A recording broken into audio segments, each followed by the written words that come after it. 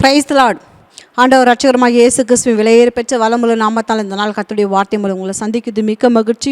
இதனால் கர்த்தர் நமக்கு கொடுத்த வார்த்தை நீதிமொழிகளின் புத்தகம் 16ஆம் அதிகாரம் 14ஆம் வசனம். ராஜாவின் கோபம் மரண தூதருக்கு சமானம், ஞானமுள்ளவனோ அதை ஆற்றுவான். ஹல்லேலூயா. ராஜாவின் கோபம் எப்படிப்பட்டதா? மரண தூதனுக்கு சமானம். அதை யார் தான் ஆற்ற முடியும்னு வேதம் சொல்லுது. ஞானமுள்ளவன் அதை ஆற்றுவான். ஞானமுள்ள மனிதன், ஞானமுள்ளவர்கள் அதை தணிப்பார்கள். அந்த ராஜாவின் கோபத்தை தணிப்பார்கள் வேதம் சொல்லுது. அன்பு தேவனுடைய பிள்ளைகளே, ராஜாவின் கோபம் எப்படி இருக்கான்? மரண தூதருக்கு சமானமாக இருக்குதான். ஹல்லேலூயா, ஹல்லேலூயா. ராஜாவின் அதிகாரம் படைத்தவர்களின் கோபம் கடுமையான சூழ்நிலையே உண்டு பண்ணும். அதிகாரம் படைத்தவர்களின் கோபம் ஆபத்தானது. அதிகாரம் படைத்தவர்களின் கோபம் ஆபத்தானது. அதிகாரம் உள்ளவர்களின் கோபம் மரணத்தை கொண்டு வரும். அதிகாரம் உள்ளவர்களின் கோபம் மரணத்தை கொண்டு வரும். வேதம் அதை தான் சொல்லப்பட்டிருக்கு.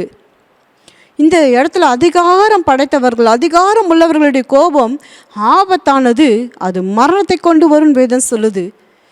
இன்றைக்கி சத்தியத்தை கேட்கும்போது அநேக சூழ்நிலைகளை நினச்சி அநேக அதிகாரம் படைத்தவர்களை நம்ம நடுங்கும்போது அவர்கள் வார்த்தைகள் எப்படி தான் இருக்குது, உயர்ந்ததாக இருக்குது.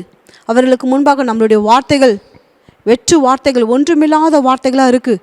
இன்றைக்கு வசனம் சொல்லப்பட்டிருக்கு, அந்த ராஜாவின் சீற்றம், அந்த ராஜாவின் கோபம் ஆபத்தானது, அது மரணத்தை கொண்டு வரும்னு. இன்னொரு அழகான ஒரு வசனம் இருக்குது.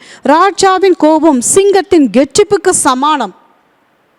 ராஜாவின் கோபம் சிங்கத்தின் கெர்ச்சிப்புக்கு சமானம்.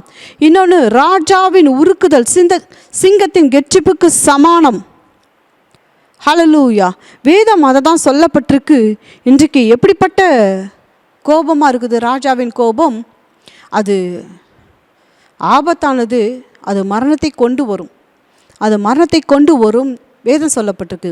அதை யாரு தான் அந்த கோபத்தை ஆற்ற முடியும்னு அடுத்த வரிகள் சொல்லப்பட்டிருக்கு. ஞானம் உள்ளவனா அதை ஆற்றுவான். புத்திசாலிகள் அதை ஆற்றுவார்கள். அறிவுள்ளவர்கள் அதை ஆற்றுவார்கள். புத்திசாலிகள் தங்கள் ஞானத்தால் அந்த கோபத்தை தணிப்பார்கள். அத்தகைய கோபத்தை தணித்து அமைதிப்படுத்துவார்கள். ராஜாவோட கோபத்தை தணித்து அவர் என்ன பண்ணுவாங்க? அமைதிப்படுத்துவார்கள். எப்போது? ஞானம் மிக்கவர்கள், ஞானம் உள்ளவர்கள் அமைதியான பொறுமையான வார்த்தைகளால் ராஜாவுக்கு கோபமும் வந்தால் நம்ம சொல்லுகிற வார்த்தையை ராஜா கேட்பாரா? சில நேரத்தில் நம்ம பதவியில் இருக்கிறவங்க, சில நேரம் நம்ம சொல்லுவோம், நமக்கு உயர்ந்த நிலைமையில் இருக்கிறவங்க, சூப்பர்வைசர், இன்சார்ஜு, இன்னும் அதிகாரத்தில் மேனேஜர், ஆஃபீஸ் ஹெட்டு, தலைவர்கள், இவர்களே இந்த வார்த்தையை கேட்க மாட்டாங்க. ராஜா எங்கே கேட்பார்? ஆனால் வேதம் சொல்லுது, ஞானமுள்ளவர்கள் அமைதியான பொறுமையின் வார்த்தையினால் அந்த கோபத்தை என்ன பண்ணுவாங்களோ ஆற்றுவார்கள், தணிப்பார்கள் வேதம் சொல்லுதுங்க. அப்போது அந்த கோபத்தை ஆற்றும்போது, அந்த கோபத்தை தணிக்கும்போது அங்கே என்ன வரும்? அமைதி வரும். ஒரு நல்முடிவு வெளிப்படும் வேதம் சொல்லப்பட்டிருக்கு. அன்பு தேவனுடைய பிள்ளைகளே, வேதத்தில் பார்த்தீங்கன்னா அந்த தானியேல் தீர்க்க தரிசனம், அந்த புத்தகத்தில் தானியேல் வாசிக்கும்போது ராஜாவுக்கு ஒரு கனவு வருது. அந்த ராஜாவுக்கு வந்த கனவுனால ராஜா பயந்து போய் தன்னுடைய ஆவியில் கலங்கி நித்திரை கலந்தது. அவர் சொல்கிறாரு, இந்த மாதிரி எனக்கு ஒரு சொப்பனம் வந்தது, இது நிமித்தம் நான் கலங்கடிக்கப்பட்டிருக்கிறேன்னு சொல்லப்பட்டப்போ, அப்போ அங்கே இருக்கிற ஜோசியக்காரன், சூனியக்காரன், கல்தையர், சாஸ்திரிகள் எல்லாரையும் கூப்பிட்டு சொல்கிறாரு, நான் ஒரு கனவு கண்டேன், அதை நீங்கள் அறிய வேண்டும் என்று என் ஆவி கலங்கியிருக்கிறதுன்னு. அப்போ அவங்கெல்லாம் சொல்கிறாங்க, உங்கள் கனவு என்ன, அதை நீங்கள் சொல்லுங்கன்னு. அவர் அதுக்கு சொல்கிறாரு, சொப்பனத்தை உம்முடைய அடியாருக்கு சொல்லும், அதன் அர்த்தத்தை விடுவிப்போம் என்று அவரோட சீரிய பாஷையில் பேசும்போது சொல்கிறாரு, ராஜா கல்தேயருக்கு பிரதி உத்தரமாக என்னிடத்தில் பிறக்கிற தீர்மானம் என்னவென்றால், நீங்கள் சொப்பனத்தையும் அதன் அர்த்தத்தையும் எனக்கு அறிவிக்காமல் போனால் துண்டித்து போடப்படுவீர்கள், உங்கள் வீடு எருக்களங்கள் ஆக்கப்படும். கடைசி வரைக்கும் அவர் என்ன பண்ணலத சொல்லவே இல்லை. இந்த காரியம் அவருக்கு வந்த இதே சொப்பனத்தையும் அதன் அர்த்தத்தை தெரிவிச்சிங்கன்னா அநேக வெகுமதி பரிசுகளை மிகுந்த கனத்தை பெறுவீர்கள். இப்படிப்பட்ட காரியம் ராஜாவிடத்தில் உத்தரவு பிறக்கப்பட்டதுனால அந்த சாஸ்திரிகள், கல்தையர், ஜோசியர் இவங்கெல்லாம் என்ன பண்ணுறாங்க? ராஜா சமூகத்தில் பயந்து இருக்கிறாங்க. நம்ம என்ன பண்ணப்படும்? எருக்களமாக்கப்படுவோமோ, துண்டிட்டு போடப்படுவோமோன்னு பயந்து போய் நிற்கிறாங்க. அங்கே இருக்கிற ஞானிகளை கொலை செய்யும்படி ஒரு உத்தரவு வருது. ராஜா கேட்குற காரியம் எப்படிப்பட்டது என்று ஒரு உத்தரவு வருது. ஞானிகளை கொலை செய்ய வேண்டும் என்று கட்டளை வெளிப்பட்டது. அப்போது தானியேல் அவன் தோழரையும் கொலை செய்ய வகை தேடினாள். எல்லாரையும் கூப்பிட்டு இருக்கிறாங்க. அதில் யார் இருக்கிறாங்க? தானியேலும் அவனுடைய தோழர்களும் இருக்கிறாங்க. அப்போது அவர்கள் அடிமைகளாக வந்தவர்கள் பாபிலோன் தேசத்தில், அவர்களையும் கூப்பிடுறாங்க.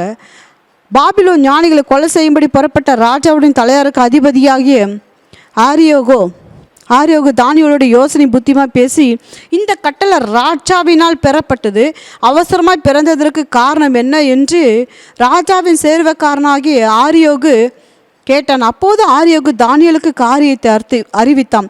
தானியேல் ராஜாவிடத்தில் போய் சொப்பனத்தையும் அதன் அர்த்தத்தையும் காண்பிக்கும்படி தனக்கு தவணை கொடுக்க விண்ணப்பம் பண்ணினானா. தானியேல் வீட்டுக்கு போயிட்டு தானியேலும் தன் தோழரும் போயிட்டு ஜெபம் பண்ணுறாங்க. தானியேலுக்கு தேவன் தமது மறைப்பொருளை வெளிப்படுத்தி கொடுத்தார். ஆரியோகு மூலம் தானியேல் தேவனுடைய சமூகத்துக்கு வந்து நின்றார். ஏன் கேட்டிங்கன்னா, இவருக்கு வந்த கனவு யாருக்கும் சொல்லலை. அப்படி சொன்னால் அவருடைய ஆவியில் இருக்க அந்த கலக்கம் மாறணும். இல்லைனா வேதம் சொல்லுது, தானியேல் 2ஆம் அதிகாரம் 12ஆம் வசனம் சொல்லுது, ராஜா மகா கோபமும் உக்கிரமும் கொண்டு. ராஜாவின் கோபம் எப்படி இருக்குன்னு வசனம் சொல்லுது, ராஜாவின் கோபம் மரண தூதருக்கு சமானம். அது ஆபத்தானது, மரணத்தை கொண்டு வருகிறதா இருக்குது. ஆனால் இங்கே ராஜாவின் கோபம் எப்படி இருக்குது? ராஜாவின் கோபம் எப்படி இருக்குது? அது மிகவும் எப்படிப்பட்ட கோபமாக இருக்குது? மகா கோபமும் முக்கிரமும் கொண்டு. அப்போது தேசத்தில் சாஸ்திரிகள், ஞானிகள், ஜோசியக்காரர் எல்லாரையும் இருக்கிறாங்க. இது இல்லாத அடிமைகளாக வந்து அந்த ஞானிகளையும் சேர்த்து என்ன பண்ணும்? தேசத்தில் அழிவை கொண்டு வருகிறதா இருக்குது. இப்போ தேசமே கலங்கி நிற்கிற சூழ்நிலை. ஆனால் தானியேலும் அந்த ஞானிகளாக சேர்ந்து என்ன பண்ணுறாங்க? தோழர்களும் சேர்ந்து தேவனிடத்தில் மன்றாடி ஜெபிக்கும்போது ராக்காலத்தில் தரிசனத்தில் தானியேலுக்கு தேவன் மறைப்பொருளை வெளிப்படுத்தி கொடுத்தார். தேவ சமூகத்தில், ராஜா சமூகத்தில் தானியேல் போய் நிற்கிறான். ஞானமுள்ள தானியேல், விசேஷித்த ஆவி பெற்ற தானியேல், பரிசுத்த ஆவியை பெற்ற தானியேல், புத்திசாலியாய், அறிவுள்ளவனாய், ஞானமுள்ளவனாய், அமைதியினால், பொறுமையினால், நிதானத்தினால ராஜா சமூகத்தில் போய் நிற்கிறான். மறைப்பொருள் வெளிப்படுத்தப்பட்டது. தானியேல் தேவன் கொடுத்த அந்த மறைப்பொருள் விளக்கத்தை, அந்த சொப்பனத்துக்கு விளக்கத்தை அறிவித்தான். ராஜாவின் கோபம் தணிந்தது. இன்றைக்கு ஒரு தானியேல் நிதானமாய் செயல்பட்டதுனால, பொறுமையாக செயல்பட்டதுனால, ஞானமுள்ளவனாய், புத்தி உள்ளவனாய், அறிவுள்ளவனாய் செயல்பட்டதுனால ராஜாவின் மகா உக்கிரமும் கோபமும் அந்த இடத்துல தணிந்தது. ஆற்றுகிறவனாய் தானியேல் இருந்தார். ஆற்றுகிறவனாகவும் ராஜாவை அமைதிப்படுத்துகிறவனாயும் தானியேல் கொண்டு வந்த ஆபத்தை தவிர்த்து போட்ட தானியேல், மரணத்தை தவிர்த்து போட்ட தானியேல். ஒரு ஞானமுள்ளவனுடைய வார்த்தை, ஞானமுள்ளவருடைய செயல்கள், ஞானமுள்ளவருடைய ஜெபங்கள், மறைப்பொருள் வெளிப்படுத்துகிற தேவனை நோக்கி பார்த்ததுனால தேவன் அந்த மறைப்பொருளை வெளிப்படுத்தி கொடுத்து ஞானமுள்ளவர்களாய் அடிமை தேசத்தில் ஞானவானாய் செயல்பட்ட ஷாத்ராக், மேஷாக், ஆபத், நேகோ, தானியேல் இவர்களெல்லாம் ஜெபித்து ராஜாவின் கோபத்தை ஆற்றினாங்க. அதே 3ஆம் அதிகாரத்தில் வாசிக்கும் போது அவர்கள் எங்கே கொண்டு போய் போகப்படுகிறாங்க? எரிகிற அக்கினி சூளையில் போகப்படுகிறாங்க. அங்கேயும் நேபுகாத்நேச்சாரின் கோபம் வெளிப்பட்டது. 7 மடங்கு சுட்டெரிக்கப்படுகிற அக்கினி சூளையில் கொண்டு போகப்படுகிறாங்க. இப்படிப்பட்ட கோபத்தை ஆற்றுகிறவர்கள் ஞானவான்கள் வேதம் சொல்லுது. அன்பு தேவனுடைய பிள்ளைகளே, இன்றைக்கு ராஜாவின் கோபத்தை ஆற்றுகிறவர்களாய், தணிக்கிறவர்களாய், நீங்களும் நானும் தணிக்கிறவர்களாய், ஆற்றுகிறவர்களாய் இருக்கிறோமா? ஆபத்தை கொண்டு வருகிற கோபம், மரணத்தை கொண்டு வருகிற கோபம், எப்படிப்பட்ட கோபம்? ராஜாவின் கோபம். வேதம் சொல்லுது மத்தேயு சுவிசேஷ புத்தகத்தில், ராஜா அதை கேள்விப்பட்டு கோபம் அடைந்து தன் சேனைகளை அனுப்பி அந்த கொலைபாதகரை அழித்து அவர்கள் பட்டணத்தை சுட்டெரித்தான். வேதம் சொல்லப்பட்டிருக்கு. அன்பு தேவனுடைய பிள்ளைகளே, ஒரு ராஜாவின் கோபம் என்னவா பண்ணுமாம்? கொலைபாதகர்களை அழிக்குமா, பட்டணத்தையும் சுட்டெரிக்கும். தன்னுடைய சேவகரை அனுப்பி, சேனைகளை அனுப்பி. அப்போது அழிவை கொண்டு வருகிற கோபம். அதுக்கு முன்பாக நீங்களும் ஞானம், சத்தியத்தை கேட்குற நீங்களும் ஞானம், சத்தியத்தை படிக்கிற வாசிக்கிற நீங்களும் ஞானமுள்ளவர்களாக செயல்படும்படி ஒரு காரியத்தை அறிந்து தேசத்தில் நடக்கிற காரியங்கள், சபையில் நடக்கிற காரியங்கள், சமுதாயத்தில் நடக்கிற காரியங்கள், கேள்விப்படுகிற காரியங்களில் நீங்கள் நானும் தானியேலை போல விசேஷித்த ஆவி உடையவர்கள் என்பதை ஒரு நாளும் மறந்துடாதபடிக்கு திறப்பில் நின்று மறைப்பொருளை வெளிப்படுத்துகிற தேவனை நோக்கி ஜெபிப்போமானால் உன்னதமான தேவனுடைய கோபத்தை ஆற்றுகிறவளாய் தணிக்கிறவர்களாய் நீங்களே நான் இருப்பது நிச்சயமே. அன்பு தேவனுடைய பிள்ளைகளே, தேவன் ராஜாக்களை தள்ளி ராஜாக்களை எழுப்புவார். அவர் காலங்களை சமைகளை மாற்றுகிறவார். ஹல்லேலூயா. சிறந்த அமைதியான தேசத்தை தேவன் நமக்கு கட்டளையிட்டிருப்பார். அமைதியிலும் அமெரிக்கும் உள்ள தேசமாய் நம்மளுடைய தேசம் மாறுவது நிச்சயமே. அன்பு தேவனுடைய பிள்ளைகளே, இன்றைக்கு ஒரு தானியேல் அவர்களுடைய சிநேகிதர்கள் இந்த மறைப்பொருளை வெளிப்படுத்துவாரானால், இன்றைக்கும் நீங்கள் ஆவி உள்ளவர்கள், நீங்களும் நான் ஞானம் உள்ளவர்கள், புத்திசாலிகள், அறிவுள்ளவர்கள் என்பதை ஒரு நாளும் மறந்துடாதபடிக்கு ஹல்லேலூயா இன்றைக்கும் உன்னதமான தேவனுடைய ராஜாவுக்கு முன்பாக நாம் நிற்கிறோம். ஹல்லேலூயா. இன்றைக்கு நம்ம அறிவுள்ளவர்களாய், ஞானமுள்ளவர்களாய், புத்திசாலிகளாய் இன்றைக்கி நடக்கும்போது இன்றைக்கி அநேக கோபத்துக்கும் அநேக ஆபத்துக்கும் மரணத்துக்கும் இன்றைக்கும் நம்ம அமைதியான வார்த்தைகள், ஞானமுள்ள வார்த்தைகளை பேசுவோமானால் இன்றைக்கி மரணம் தவிர்க்கப்படும், ஆபத்துக்கள் தவிர்க்கப்படும்படி கர்த்தர் உங்களை இனி பூமியில் வைத்திருக்கிறார், சபையில் வைத்திருக்கிறார், ஊழியத்தில் வைத்திருக்கிறார் என்பது நிச்சயமே. ஹல்லேலூயா. கண்களை மூடி நல்ல தகப்பனை கேட்ட சத்திய வார்த்தைகளுக்காய் ஸ்தோத்திரம்.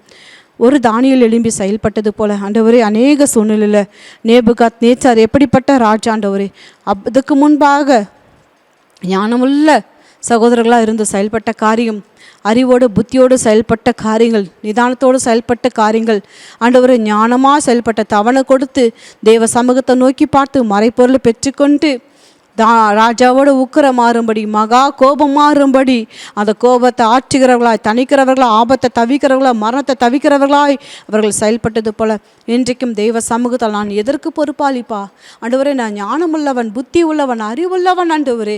இன்றைக்கு அதிகாரிகளுடைய கோபத்தை மாத்திரம் அல்லப்பா, இன்றைக்கு எங்கள் தேசத்தில் நடக்கிற அநேக காரியங்களில் மாற்றங்களை கொண்டு வருகிறவர்கள் நாங்கள் தான் என்பதை அறிந்து செயல்படும்படி கர்த்தர் எங்களோடு பேசியிருக்கிறீர்கள். அதற்காக ஸ்தோத்திரம்.